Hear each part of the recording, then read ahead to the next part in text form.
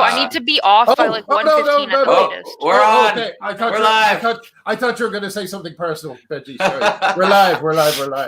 Hello, everyone. Anti-opening. I love it. Yeah, we should. I was just saying there that I realized I sound like what I am, a 52-year-old man, every time I say hello and welcome to the show. You know, I still think I'm on TV. I still think it's TV. You know, which it very much isn't. You know, how are you guys doing? I'm Great. good. Good. It's definitely not TV. It's better. Yeah. So it's been kind of an exciting week for me. I've had a great week. Do you mind if I just launch in? Because, Go for it.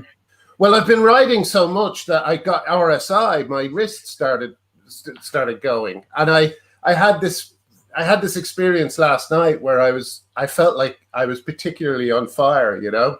So I had my little hand protector on, which is this thing, which kind of stops me from writing too fast. You know, when I have it on. But I was writing, and I was really enjoying what I was writing, and I kind of lost all kind of sense of the pain and everything. And I was writing, and I was going like this: tap tap tap tap tap tap tap. My hand, and I heard something go spring. I just felt something go ding that I shouldn't have done that. So now I've learned how to use the dictation tool, and I'm trying to use that, but it's very hard to say. It's very hard to write fluidly when you're saying full stop all the time, you know? Right, it's like a telegram. Yeah, but I'm so enjoying it. I'm so enjoying running this blog, and it's actually earning me money, which is amazing. I'm being paid for writing again, which is the first time. Writing prose, which is the first time I've done. That's happened since I was,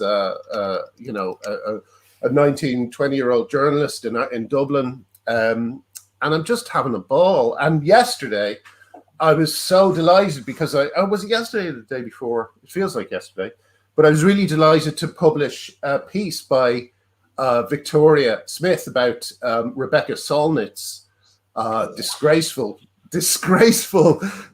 betrayal of feminists that she published in The Guardian. In fact, I'll tell you what I did. I sent an award. It's arriving today. Did you actually send it? I did, yeah. I got the thing saying I sent it today. Let me just show it to you. Hold on a second. Share screen. Apple, yeah. Chrome tab.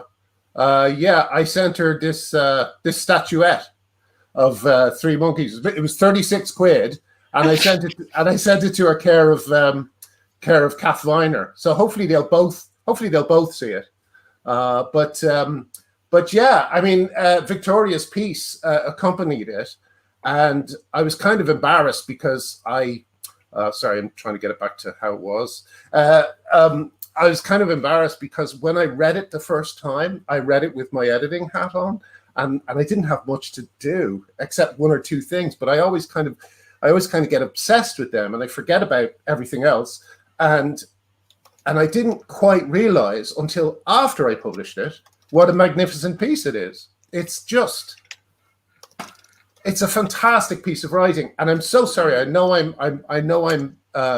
will silence myself for 15 minutes after I say this, but I just want to read a bit of it because it's so good, and I think it explains. I think it explains a lot of. Let me just find Victoria Woolf. I think it kind of explains a lot of the way that some of the more famous people who are kind of like Solnit, who else would be Joyland Mom, Billy Bragg, all these people. I think this is an excellent explanation of where they stand. Sorry, these are the wrong glasses for what I'm doing. So anyway, I will let you speak in a second. But Victoria said, if, as Virginia Woolf put it, women are mirrors in which men see themselves reflected at twice their actual size, trans women are mirrors in which commentators like you see yourselves reflected at twice your capacity for kindness, generosity, and intellectual integrity. Guess what, Rebecca? Trans women are people too. I get that you enjoy hanging out in those San Francisco bars, but people with friends they want to protect don't boast about how great and generous they are for spending time with them at all. It makes you sound a dick. And sorry, I can't stop boasting about my city. It's at that point that you realized what a dick you sounded, isn't it? Lording it over the plebs and the sticks with their tiny lives, utterly oblivious to how complex and profound bodies and identities can be. And this is the key bit.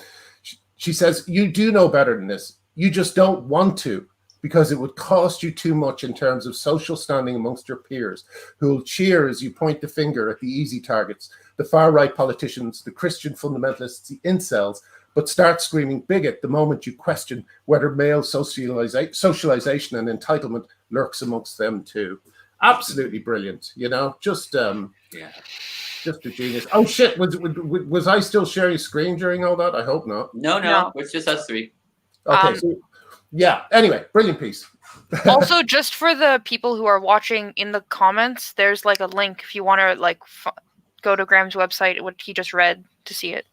Oh yeah, it's the first comment which I put there. So sorry. Anyway, I just thought that the insight there.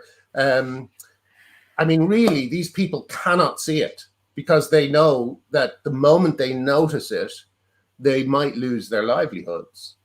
That's right. And their social standing. That's exactly true. And I hope Billy Bragg, like you mentioned, reads that because he's all obsessed with class. Well, guess what? You're being a classist dick,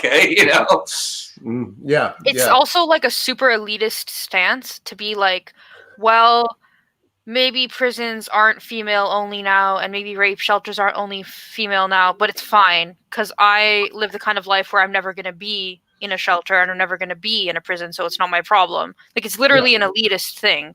Yeah, absolutely. It's the height of privilege, I used to, when I was when it was being used against me, I did hate the term privilege because I just thought, well, we're all human beings and, we all kind of, no one has privilege over someone else. But I do think this is a huge bit of privilege. These women, especially with the women who say, no, I don't think this is important, or I don't think or I don't want you fighting for me, or stuff like this. It's like, well, I'm not doing it for essentially, you. At the end of the day, what they're saying is you're not allowed to have boundaries because it makes me feel bad.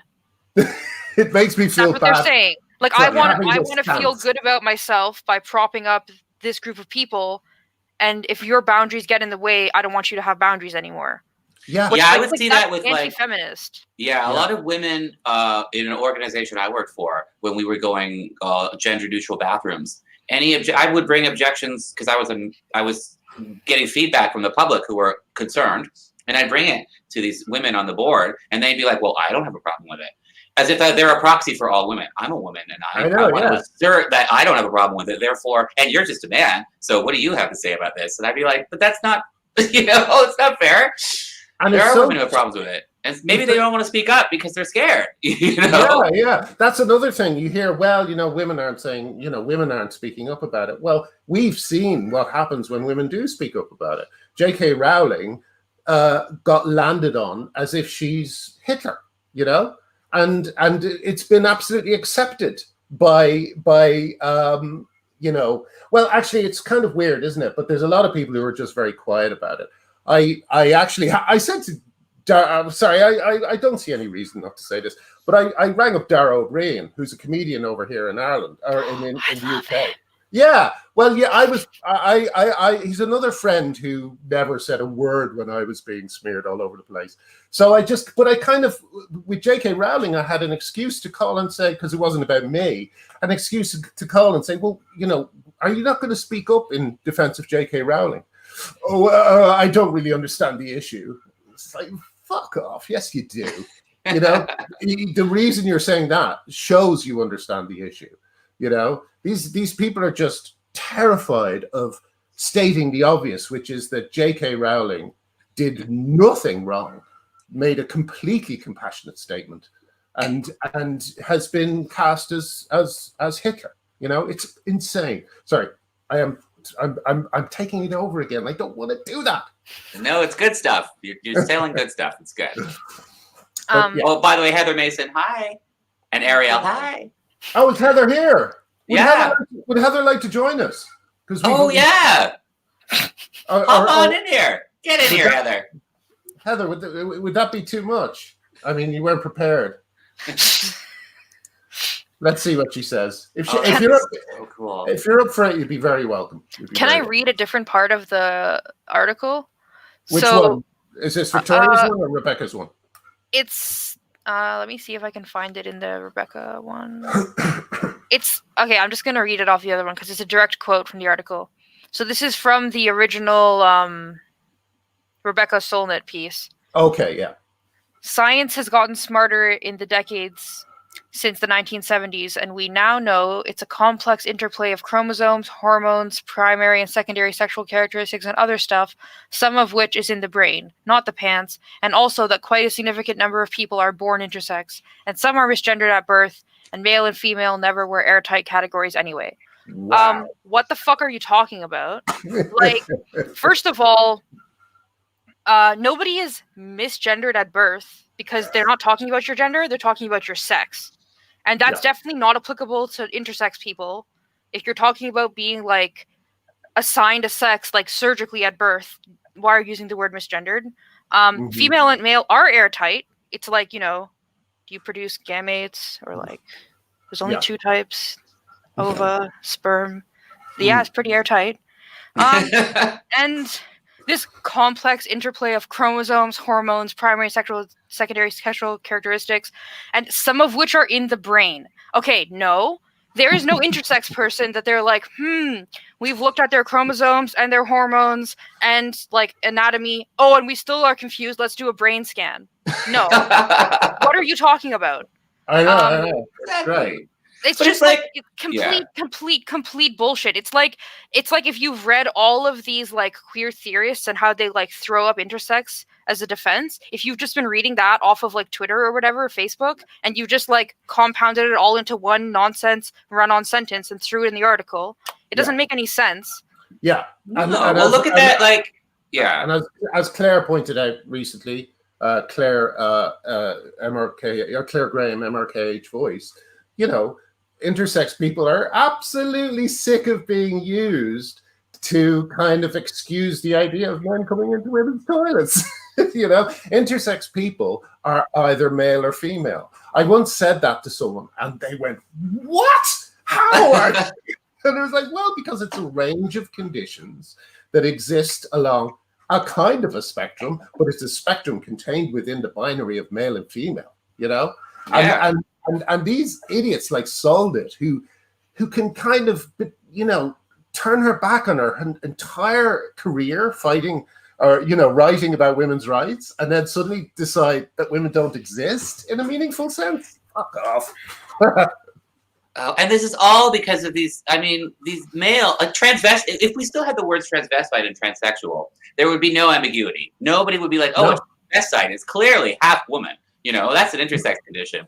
You know, it's very, very unambiguous that it's a person who is, you know, who gets pleasure out of wearing women's clothes, who is unambiguously male. But now that we've lumped all these transvestites and this tiny number of transsexuals into the bubble of transgender, suddenly everybody's just pretending that there's this magical science is advanced and sex is woo. You know, it's like, what are you talking about? These, like, look at that Cambridge professor. You know, he obviously had severe autogynephilia, and he would come into class wearing basically like, you know, street sex worker clothes, you know, the kind of clothes you literally have to buy at a sex shop, you know. And that's nothing to do with transphobia, but not letting him wear fishnet stockings and hooker boots in a Cambridge classroom. You know what I mean? Yeah. That's like you're dressing highly inappropriately. And then, you know, filming themselves performing sex acts and uploading it on the school computers, and then being like, well, I'm trans, it's my right. What the no? What? You know, like this is there's a people criticize me for sharing a Family Guy clip because Family Guy is frowned upon in the comedy community as not being great, but it sometimes is actually good. But this brilliant joke that you might have seen around is this woman at a bar, and she's looking through her phone, and the barman says, "Oh, I'm sorry, ma'am, no pornography at the bar." And she goes, "Oh, it's all right, I'm trans." And he says, "Oh, okay, just do whatever you want forever." Well, can I read another part of the Rebecca Solnit article? Sure. It's kind of relevant to what we're just saying now. Okay, so One of the really weird fears about trans women is that they're men pretending to be women to do nefarious things to other women. But that's either a fear of straight cisgender men who do horrific things to women incessantly all over the world, in which case the problem is still straight men, or a deep misunderstanding of what trans women are. I would argue that it's actually not like a direct, like, it's not like there's like a line and on one side is trans women and on one side is like straight cis men. As we just described, this like professor from Cambridge, like whatever the gender identity is, the behavior is the same. And why is it excusable? Because they have this gender identity. And also, like, I cannot stand this argument. Like, the laws are written so any single fucking man dressed completely as a man can walk into the female washroom and do whatever he wants, walk into the female whatever, anywhere. Yeah. And there's no law, there's no recourse to get rid of him, so nobody can do anything. Yeah. And you're saying, like, oh, well, you're just scared of trans women. Actually, no, I'm pissed off about the laws that are a loophole for any man to pretend they're a trans woman. That's right. There's no legal distinction. There's no material distinction between a man and a trans woman.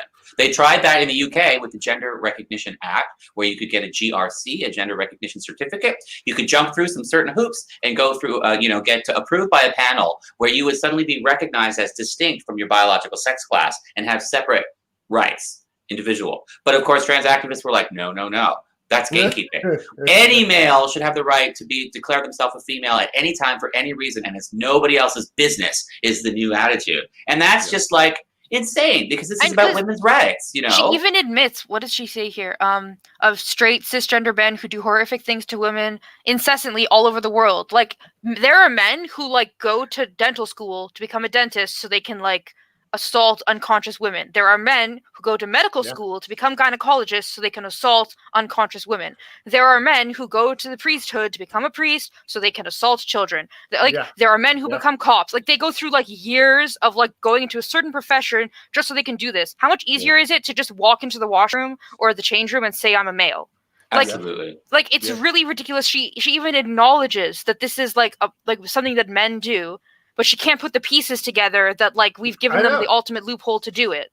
And she's even emphasizing how common it is, how men do this all over the world, but there's this magic force field. No one would ever declare pronouns to be different in order to do that. That's just crazy. Like, in Canada, in Alberta, and now in Saskatchewan, they're trying to introduce like a law so that sex offenders can't legally change their name, because that's something that's been happening in Canada. Oh, and wow. I'm just sorry. The fact wait. I was thinking of. Sorry, can you say that again? I missed that.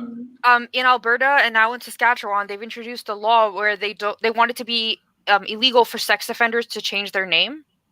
Oh yeah, okay. Because like I know of one that I saw with my own eyes who was like a convicted pedophile who's running around in a Lolita dress in like the queer community in Toronto, and like they legally changed their name, and then they were working at like a gay like youth center. Because nobody does background checks, but even if you did, their legal name is not that anymore, so you won't see that there used to be a convicted pedophile. Anyway, so unbelievable. The fact that there are people who know that this is a problem enough to say we need a law to stop it happening, should show you all you need to know about the situation. Yeah, it's almost like, I don't know. I mean, the thing, I think there's a very, very good reason why dead naming is such a taboo, you know.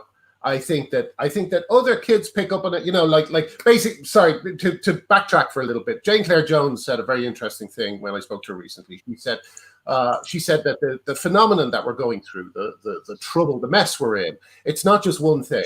It's many things. It's kids with rapid onset gender dysphoria. It's AGP men who hate women. And that's not to say all AGP men hate women. Some don't. That's right.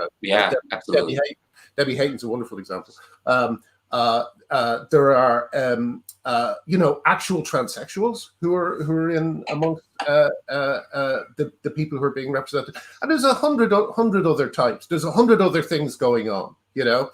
But the thing is, the idea of dead naming, the idea of showing photographs of people before they transitioned, is these taboos that we're supposed to observe.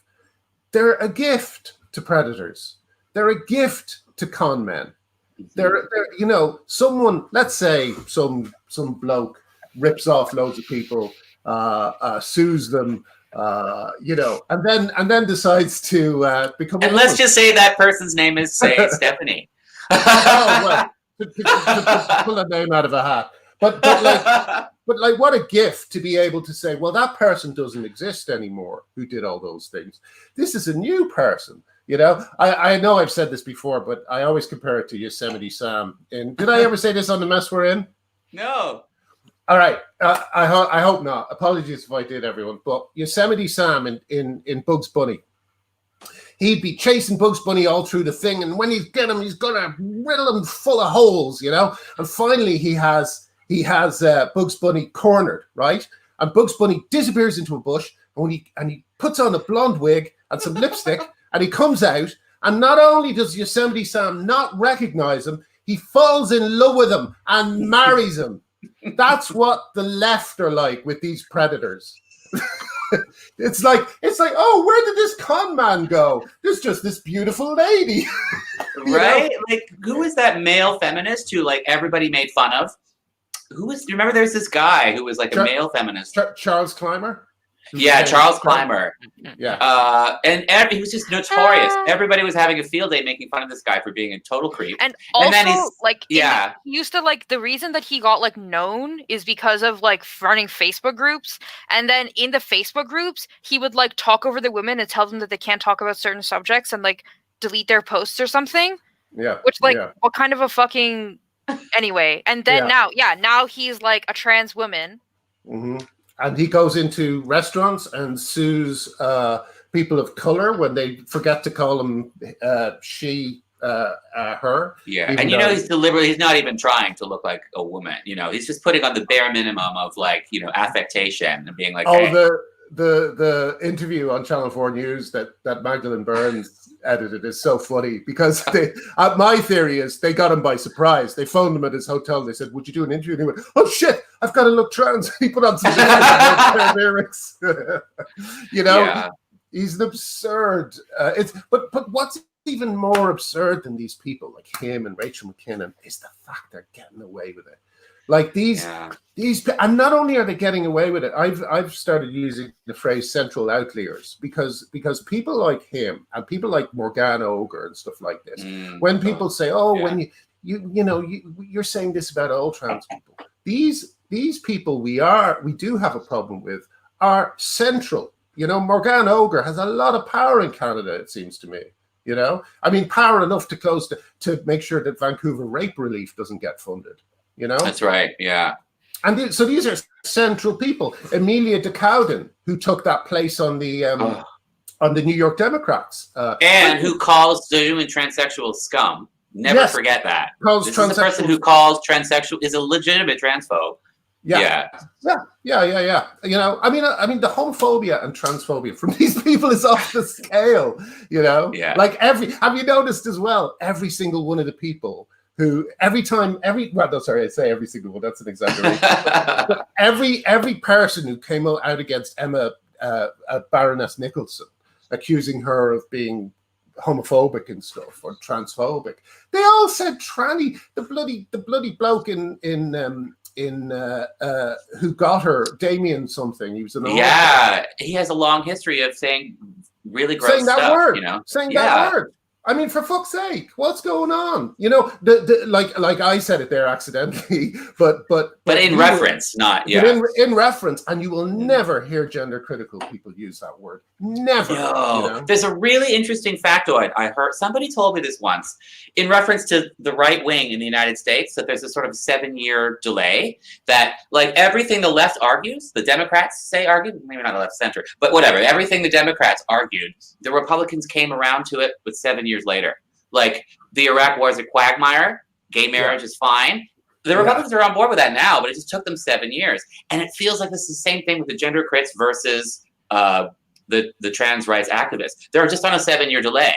7 years ago, a lot of these activists who are gender critical now were still trying to be very accommodating in their language, you know? And it took them a while to realize, oh, this isn't working at all. We need to just abandon, you know? And, and 7 years ago, the trans rights activists were still being completely, explicitly transphobic. They're just on a 7-year delay. They're just behind the curve, you know? I know, it's hilarious. It's hilarious. I mean, the hypocrisy of these people, and they all have the same look. They're all bearded. Excuse me, Arty. No offense to your facial hair, but it's just stubble. It's not a beard. I'm not a beardo. It's got like big bushy kind of. I would say hairdresser in Islington type beards. You know what I mean? Yeah. Actually, once I lived in this really hip place, and I was looking around, and all the tramps looked really hip. They all had tattoos, and they were all, you know, smoking, and they seemed quite healthy and stuff. And I thought, these fucking tramps are doing really well around here. You know? and then I realized, oh no, they're hairdressers from the local you can't tell them apart until you smell them. If they smell really bad, they're legitimate. Yeah, no, they actually if they smell like good. Paco Rabanne or something, they're totally tea tree oil. They smell like tea tree oil. Ooh, these tramps smell really good as well. But something else, like, remember how you were saying, well, maybe it's not exactly this similar thing, but just, you know, like with like Morgan Auger, like directly having an impact on VRR losing their like their funding. Yeah, I think their provincial funding. Municipal, but yeah. Yeah, I think it was municipal funding. But like, or like Jessica Yaniv using the laws to like fuck over poor immigrant women who are like trying to have a side hustle because they're trying to make ends meet. Yeah. Like, I remember when trans activists would say, like, that would never happen, that this kind of stuff doesn't happen, and if that does happen, it's not being done by a real trans person. And now you have someone like Morgane Auger, and they're acting as if everything that she's doing is, like, justified and fine and makes a lot of sense. Like, they've just things have changed so much, and, like, like with Yaniv, they were always like, well, that kind of stuff doesn't happen, and it wouldn't happen because people wouldn't do that, and now it's happening, and instead of what they used to do is whenever this kind of anything slightly bad would happen, like if a man like dressed as a woman and went into a change room and assaulted someone, they would say like, well, it's not a trans person, right? Mm-hmm. Yeah. And so that's what I thought they would do with Yaniv, but instead they're just like completely silent, pretending that Yaniv doesn't exist. Yeah. Oh my God, and it happened so quickly. So there's a show on television called Grey's Anatomy. Are you familiar with this show? Oh, it's been on TV. And it premiered. I want to use this show as a sort of a time marker because it started in the year 2005, and that's the year that the UK introduced in 2004, but passed it in 2005, the Gender Recognition Act. And it's really interesting because there's all this public discussion and debate around the Gender Recognition Act that's open to the public, right? This was the act that introduced the special certificate and the special exceptions for transsexuals in UK law. Mm-hmm. And when you look through the discussion and the lively debate that was being had to pass this law, it was trans activists themselves who were saying, you know, there are very few transsexuals. You know, it's a rare condition. You really do need gatekeeping to distinguish transsexuals from trans people, from men at large. All the things they were arguing then is the opposite of what they're arguing now, you know? Yeah. And that's not that long ago because Grey's Anatomy is still on TV. They're still making new episodes of this show, you know? Like the year 2005, Harry Potter 4 was in the theaters. You know, My Humps by the Black Eyed Peas was on the radio. This was not long ago at all. This is pretty recently. And back then, not that far back in time, everybody was sane still about trans issues. This is why cancellation is so unfair. Because like, the thing about cancellation is that it's based on like a completely, like someone just said, actually, I'll see if I can find it. Someone just said it's very confusing. Here we go. It's very confusing for the uninitiated. And I actually think that's deliberate. It's deliberately confusing because, as I say, hiding amongst all the genuine people who need help and who need these laws, like the ones one Arty was just discussing, are a group of people, con men, grifters, fetishists, cross-dressers, political movers, and simply abusive men. Yeah. And they are using the very confusing language of trans rights to to get ahead. I mean, like, I've seen one example. I won't say who it is, but I've seen one example of a person deliberately trying to blur, and this is in a court document. But I've seen that deliberately trying to blur the distinction between themselves and a transsexual. And the person I'm thinking of, I don't believe is transsexual at all. I think they are literally Bugs Bunny, you know? Do you know what I mean? And that is deliberate, because then that gives that person, that abusive person, leverage over you. And it's leverage they can use, like, you know, we've seen that the police in the UK recently, it was found out this woman wrote applications for a job interview, and two forces, including my local force, said that because of her gender critical beliefs, she would not be accepted into the police force. Specifically because she didn't believe biological sex could be changed, which is batshit crazy. Because she said, look, I care about trans people. I believe in their rights and their dignity and their protections. But I just believe biology is real and you can't change biological sex. And they were like, not a chance in hell. We won't hire you. This is the police force, missus. What do you think you're trying to join? You know? I mean, these are people you're supposed to believe in reality. How can you not believe in reality and be a policeman? It's just insane. It's insane. And you could put any one of these people who are advocating this position, put them alone in an interrogation booth themselves and ask them if they believe in biological sex and that it can't be changed. They're going to say, of course. Of course it can't be changed. I know that. But you put them in collective, a group, they're all looking at each other and saying, oh, we're supposed to espouse this ridiculous position. I think that's also what's happening on a wider scale. Benji, I'd love to see what you think of this, because you grew up with the internet in a very, very raw way. I mean, you were deep into Tumblr, weren't you? Around the time you transitioned and stuff.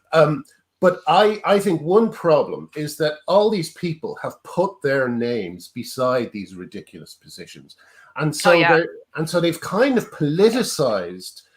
They've politicized their opinions to such an extent that if they say, it'll be seen as a U-turn if they say anything other than what they've been saying. I mean, for instance, to give you a good example, someone like Owen Jones, he has pushed all his chips in on the idea that women, left-wing women like Linda Bellos and Helen Steele over here are bigots. They are just straight out, flat out bigots. And you shouldn't talk to them. You shouldn't allow them to speak. They're like Nazis. That's what Owen Jones' position is, you know? So for him he can never come back from that.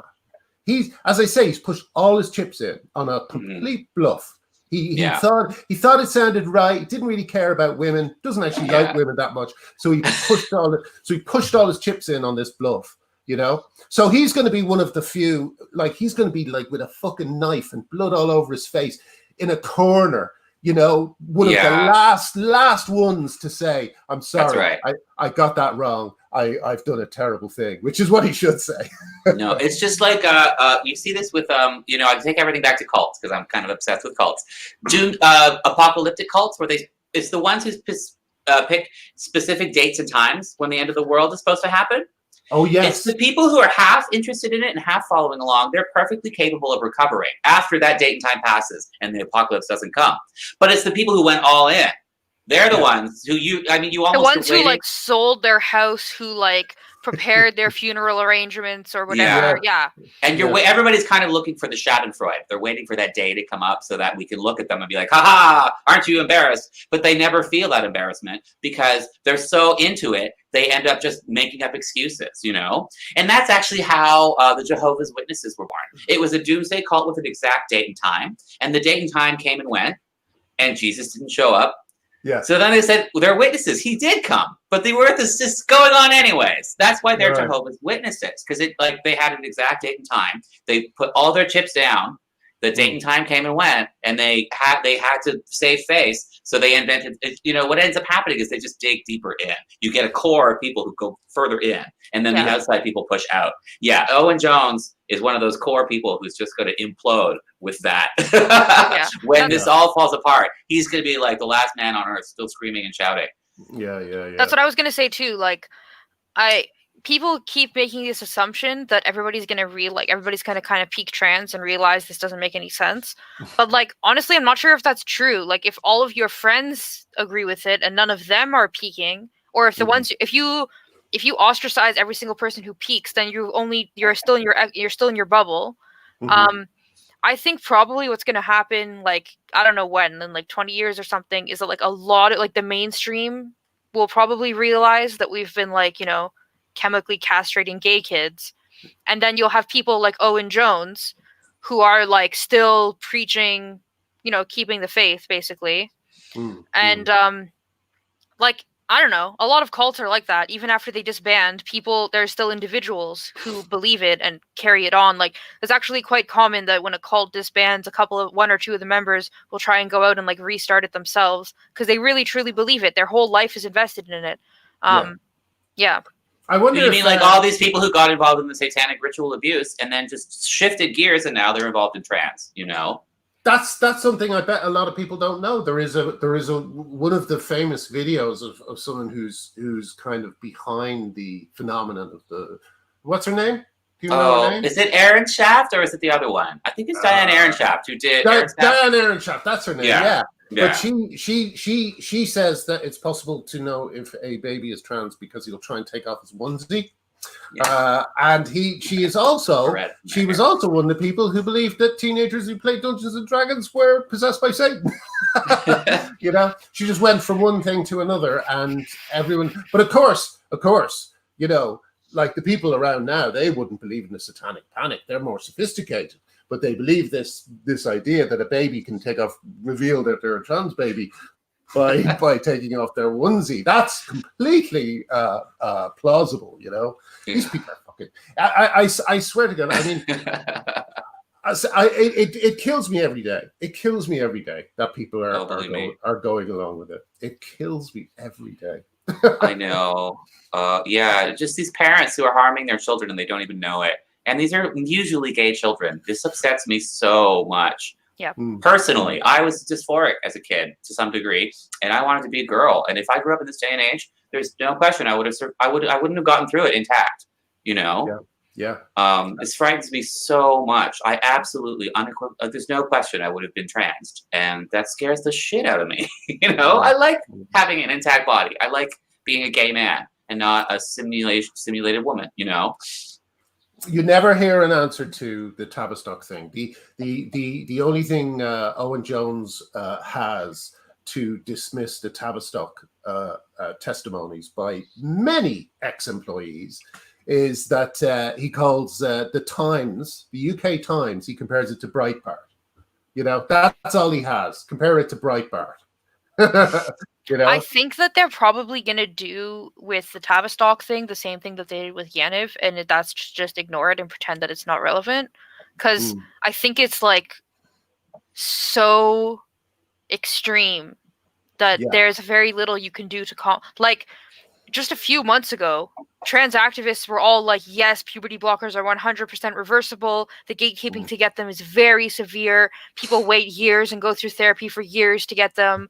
Like, I know. So I was with somebody that we walked into the hospital and got them on the same day. My friend was 14. Their parents didn't consent to it. Like, that's actually not the way it is, And so, but like, they're chemically castrating gay kids. And like, I don't know if people know, but like a GnRHA inhibitor, I think, like Lupron, what they use as a puberty blocker is the same thing that they used on Alan Turing, which made him so depressed that he killed himself.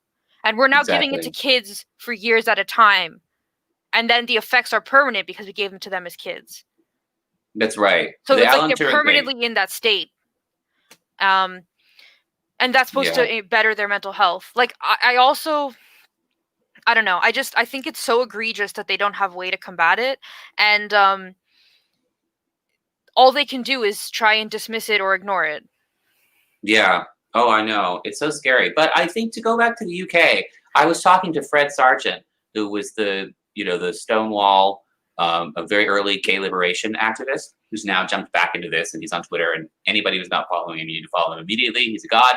He's a hero of mine. He's talking about how, it's really interesting that all of this activity takes place in the UK, and there's so much attention on the trans debate within the UK. And I think that's a good thing because the UK is really starting to straighten itself out, it looks like, slowly but surely. And if we can get everything right in the UK, if we can get the UK to completely reverse course and, readjust itself in a more reasonable manner around medication for young people and children and around self-ID and things like that, then we will have a perfect model that we could apply to North America and to other countries once they're ready. Like the United States is messed up right now. You've got a maniac in the White House and the election. Oh, yeah. We need to deal with that first. They are nowhere near ready to start tackling gender issues in the U.S. They're way busy. They're taking away post boxes so that they can steal the election. God. Was that real? Was that real? That photograph of him hitting the mailbox was that a photo? Was that at some rally? Did he hit a mailbox with a baseball bat? Oh God, I don't know. I didn't see that. I hope not. But maybe it was Photoshop.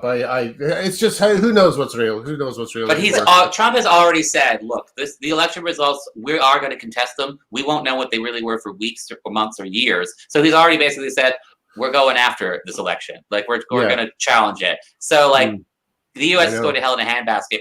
But I was saying, Glenner, while you were briefly offline, is that the U.K. is kind of getting its act together.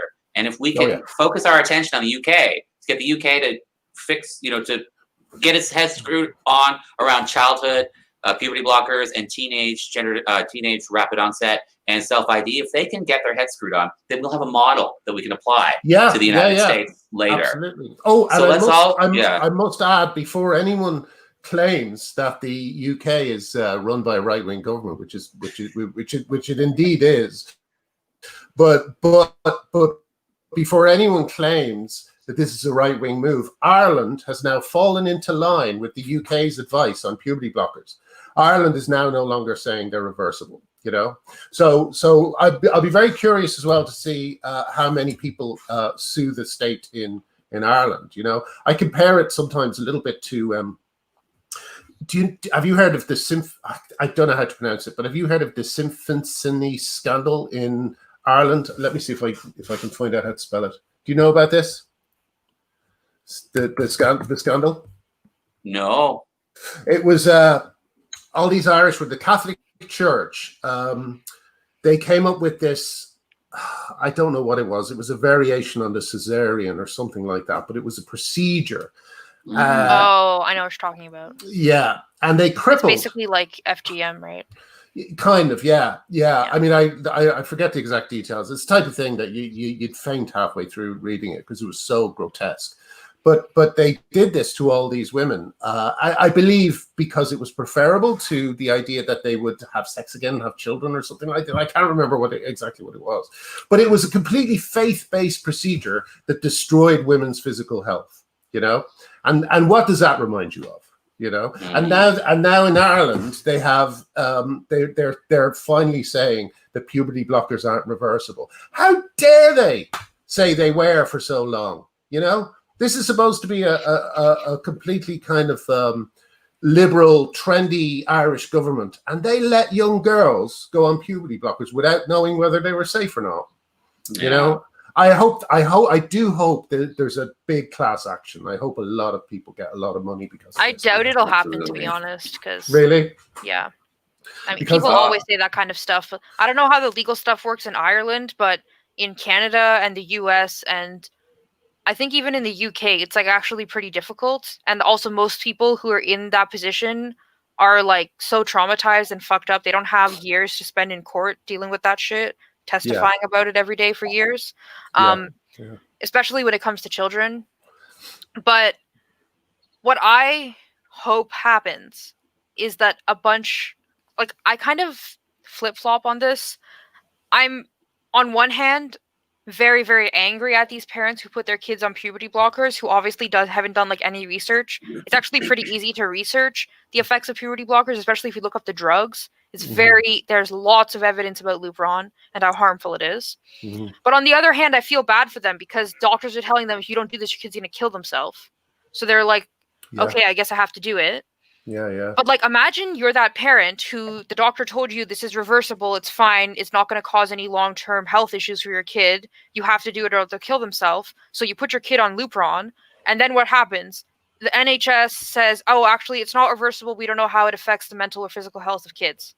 My God, I know. And And it increases suicidal ideation. They found and self-harm.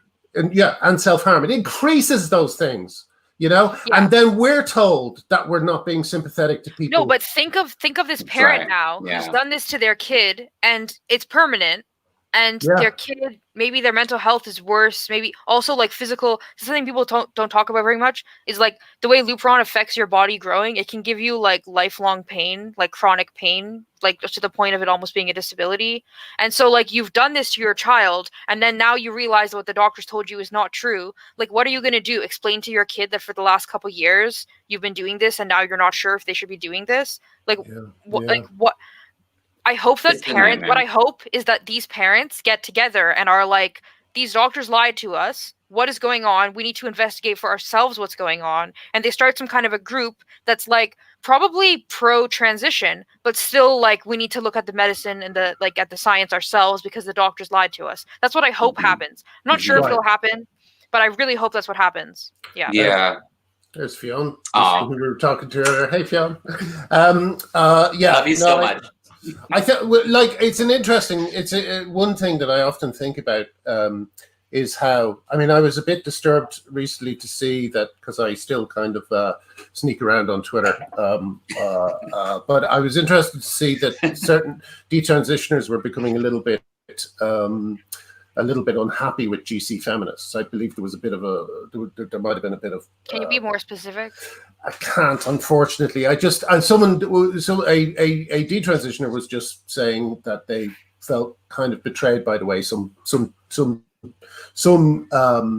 gender critical feminists were talking to them. I don't know what it was exactly. I'm sorry, Benji, but my point that I'm saying is that we do have to accept that there is a large group of people now, some of whom have been through the process to such an extent that they've had surgery, detransitioners and so on. But it's almost like I can understand why certain detransitioners might start getting frustrated because it isn't true that the trans experience isn't a real one.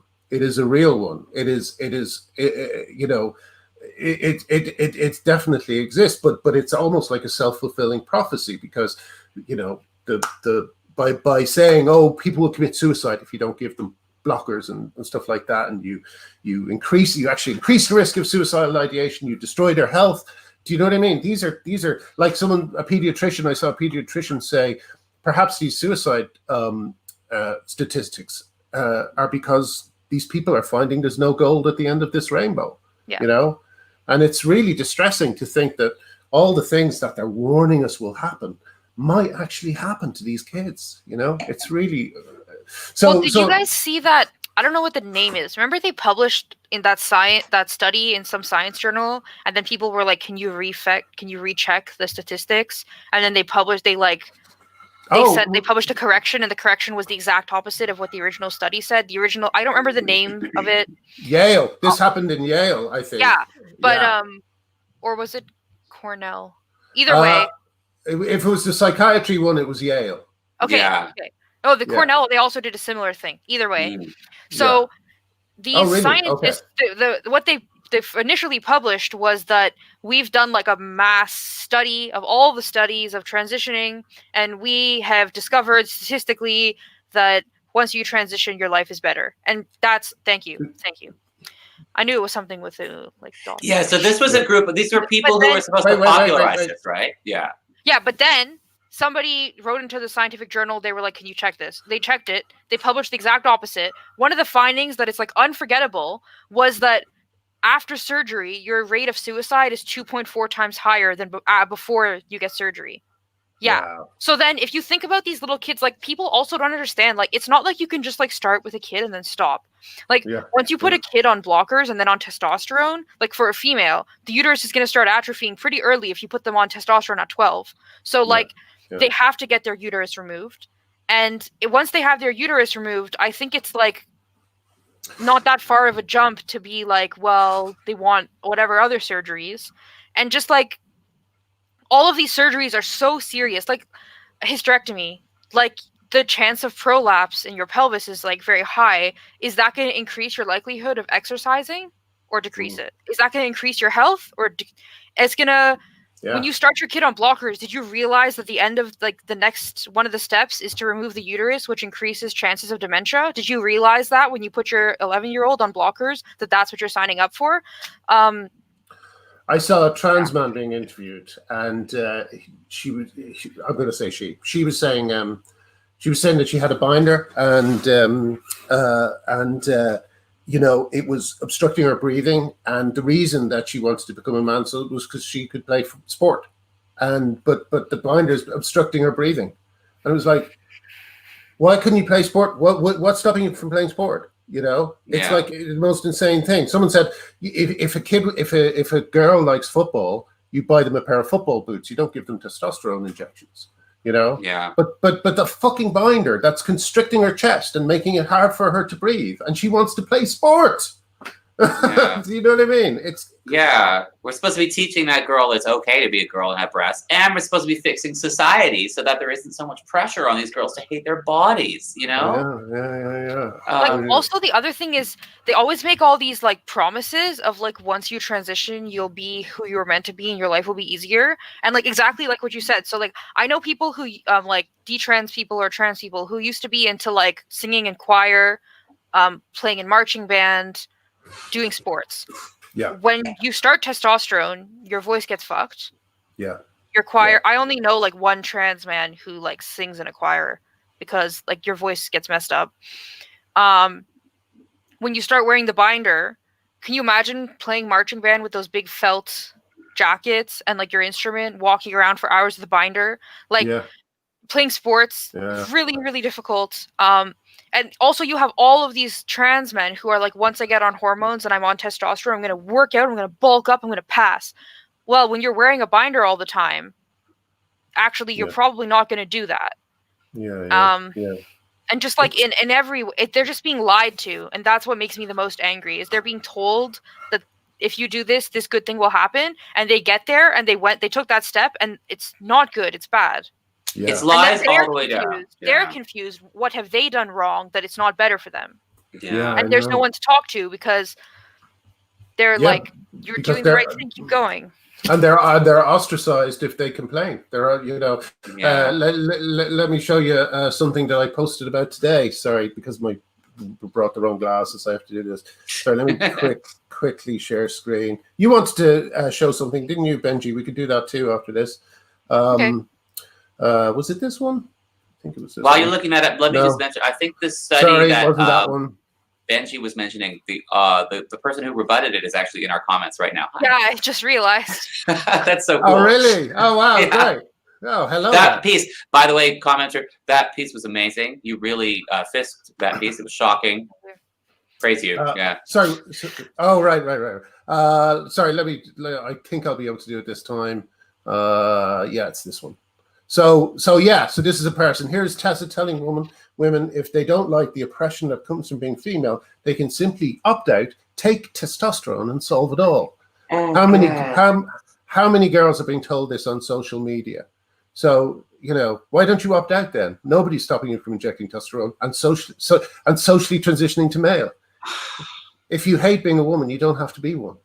I mean, it's not about fixing society and sexism society. It's just about just getting everybody out of the female category. That'll fix our problems. What the actual fuck kind of?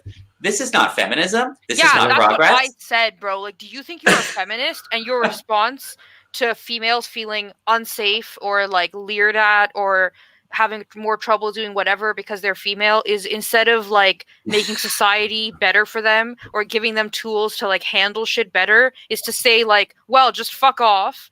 Forget that people treat you bad when you're a female. If you look like a male, everything will be better. That's not right. That's such bullshit. And it's that's like conversion therapy. What if they said that to gays? Having trouble with homophobia? Everybody beating you up for being gay? Guess what? Why don't you try being straight? What the fuck, right? It's so true. It's so you can just opt out of it. Just opt out of it and everything's fine. It's such an American thing as well because it's pure. It's cosmetic. It's cosmetic and it's individualistic. There's no like social. There's no socialist goal. It's all just like me. That's why all these UK commentators living in America go for it. Because they're just kind of It's Stockholm syndrome. They're just kind of held hostage by all their friends who, all their American friends who really think it's the ultimate in self-expression and freedom.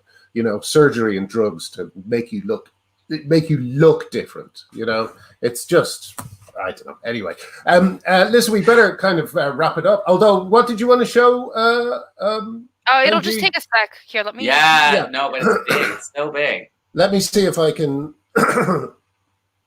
Hopefully, I'll be able to. While you're queuing that, there was a commenter way earlier on. I just wanted to shout out to. Who was it? Emmy Baker Larner, who was also pointing out that these laws are not protecting trans women. Also, yeah, good point, Emmy. Yeah. Okay, so for those of you who don't spend all your time on Twitter, this dictionary.com published the definition of TERF. It's been revised, so this is like a archived version. Yeah. But I'll just read the whole thing. It's pretty short. So TERF. TERF is an acronym for trans exclusionary radical feminist or trans exclusionary feminism or feminist. Okay. Here is this amazing symbol. Look at that, literally like slaps through a Crossed female. out the female thing. Amazing. TERF is used to describe cisgender women, which first of all, none of us would call ourselves cisgender, so you obviously didn't do much research, who self-identify as feminists. Again, why do we self-identify as feminists? Like, we are feminists. But who are opposed to including transgender women in these spaces they reserve for people who are assigned female at birth. No one is assigned female at birth. Everyone, your sex is observed. This is because they believe trans women are men. We believe that they're male, yes. It's not a and belief. Since men cannot coexist with feminist ideologies, that's not, no. It's No. no. Okay.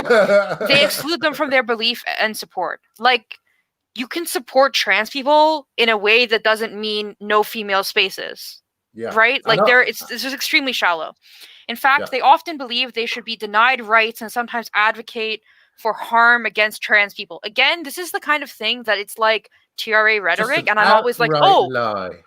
Yeah, I'm like, okay, can you tell me what are the policies or the like social actions that have been taken by TERFs that have made your life harder or made someone's life harder? Can you think of anything? And there's nothing. There's nothing to point to. So when you say advocate for harm against trans people, it's like an outright lie. Yeah. In use online since at least 2008, TERF has different connotations depending on who is using it. Those who use it to describe others note that it's descriptive in nature and not insulting. Oh, good. As long as the people who use it think it's uninsulting. Like, maybe we should apply that rule to the N word, Right? Unbelievable. Yeah. And then this little last bit is like the only part that's like has some foot in reality.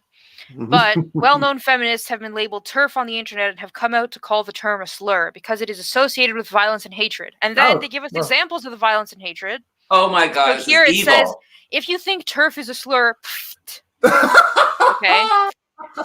Amazing. TERF is a slur, people say, as if to completely spackle over the fact that excluding and neglecting the existence of a whole group of people is actually bad. But calling it out, they say, is just as bad or maybe worse. Spoiler, no, it isn't. Like, we're not saying they don't exist. Obviously, they exist. What is there to, like, talk about if they didn't exist? And we're not neglecting their existence. First of all, what does that even mean? They exist whether or not I'm looking at them or giving them attention. Yeah. Like, they don't need to be in my group for them to for them to have, like, a good life. And then the last example, punch a TERF. Can you believe it? They're saying that we're the ones who are violent, and then they literally condone punching a TERF and use that as an example of us being violent when it's literally saying that we should be physically assaulted. It's just insane, Also, I know, we all know that this is true, but people who are viewing it might not. But it only makes sense as a slur because feminists do not exclude trans men from their feminism. Feminists, in fact, fight for trans men as hard or harder than they would fight for anyone else because they know the harm that is being done to them. Can I just read the little tiny last bit too? Yeah. Do you want me to add to the stream again? Yeah, sure. Yeah. Did you guys see this on the stream? Did you guys see this? Yeah, we can see it. Okay. Yeah. So yeah, the stuff, but the violence. And who uses TERF? TERF is often used by transgender advocates and has largely replaced usage of the phrase radfem to describe this particular sector of women. That's no, also actually, inaccurate. it replaced the term cunt poor bitch. But anyway, No, and it's also like I could see where they're coming from if you look at like certain periods of time on certain platforms, but actually it's not even true because it's not even being used to describe radfems, it's being used to describe anyone and everyone. And like a radical feminist would tell you that only if women can be a radical feminist, yet TERF is being used against men too. Like, and people, like a lot of gender critical people now, they're not even radical feminists. Like they wouldn't agree with like the core tenets of radical feminism, like anti-porn, anti-sex trafficking, like all of these things. They might not agree with every single one of them, but they're all being called TERFs. So it's like blatantly inaccurate, which like really annoys me. That's true. These are not Joe Rogan is no feminist, and he's very critical of all this stuff, you know? Yeah. The phrase punch a TERF is often used on social media, particularly on Twitter. Trans advocates use the term to dismiss TERFs and their unsupportive statements and beliefs about trans people. However, the use of the phrase like this has led to actual violence. Well, just a little, by the way, yeah, some women get beat up, but whatever, you know. Yeah. Well, but they changed the definition now. I did see that. There was people on Twitter who were saying like download the app, give it a 1-star rating, and delete it. And a bunch of people were doing that. Yeah. God, you know what? Maybe online dictionaries aren't as good as we thought they were. Maybe we need to rethink our support of the online dictionary community. And listen, dictionaries are problematic, you guys. It's much the new thing here. Let me We're coming up to an hour, so I'm always. Let me just show the little thing, like the new one, though, just to show like how crazy it is. Okay. So this is the new one. Yeah. And that's the entire thing. Ah! There's nothing else. That's the entire thing. And it just says trans exclusionary radical feminist, an advocate of radical feminism who believes that a trans woman's gender identity is not legitimate and who is hostile to the inclusion of trans people and gender diverse people in the feminist movement. Again, blatantly inaccurate. Not true. Like butch women are like fucking the at the center. The backbone, exactly. Yeah. What a load of anyway, you bollocks. can close it now. But yeah, just like fuck you guys. Fuck you dictionary guys. I hate you. I hate anyone. The concept of gender identity because people can just do whatever the fuck they want. That's like the most gender diverse you could be. Not like, oh, what box do you fit in? Do that. Yeah. Well, I'm going to go home and I'm going to flout convention by taking off my shirt. How about that? That's quite gender non-conforming. I'm going to do that's actually for Norwich. That's actually very gender conforming. I better go. So that was a good one. I really enjoyed that. That was fun today. Fantastic. We had great commenters today. Thanks so much, commenters. Yay. Yeah, because there's 3 of us, I think it's harder to feature comments as much as I'd like to, but I've been looking at them and I'll catch up with them later on as well. And thank you for joining in. We will use them when we can, when we get stuck. But we had so much to talk about there, we didn't really have a problem. Oh, there's too much. I could go on for hours. Yeah. All right, guys. Well, look, brilliant. Thank you again so much for doing it, and I'll see you next week. Yay! Bye. Love you both. Bye. Yes. Oh, sorry. I'll press it.